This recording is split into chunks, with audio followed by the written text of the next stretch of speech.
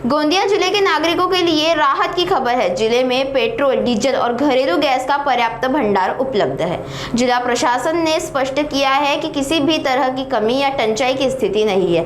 प्रधानमंत्री ने हालिया आह्वान के बाद कुछ लोगों ने पेट्रोल, डीजल और एलपीजी गैस की सप्लाई को लेकर आशंका पैदा हो गई थी, लेकिन गोंदिया जिला प्रशासन ने इन सभी अफवाहों को खारिज कर दिया है। जिलाधिकारी मंगेश गोंदवले ने बताया कि जिले में ईंधन और घरेलू गैस का पर्याप्त स्टॉक मौजूद है और सप्लाई पूरी तरह से सामान्य है।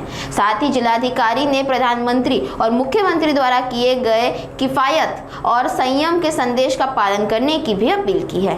नाही, आपल्याला जी डेली रिक्वायरमेंट आहे गॅसची म्हणा किंवा पेट्रोल डिझेलची, त्याच्यापेक्षा आपल्याकडे नक्कीच जास्त साठा आहे। त्यामुळे कोणी पॅनिक होऊन जाण्याची गरज नाही।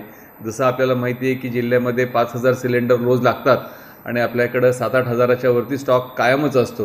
त्यामुळं ती परिस्थिती चांगली आहे आणि पेट्रोल आणि डिझेलच्या संदर्भात म्हणाल तर तीही परिस्थिती सफिशियंटली चांगली आहे की ज्याच्यामुळं कोणालाही अशा लाईन लावायची गरज नाही। फक्त जसं आपल्याला पंतप्रधानांनी किंवा आपल्या मुख्यमंत्र्यांनी आवाहन केलं आहे तसं काटकसरीनं वागणं गरजेचं आहे। त्याचे आपण पालन करावे अशी माझी आपल्याला विनंती आहे।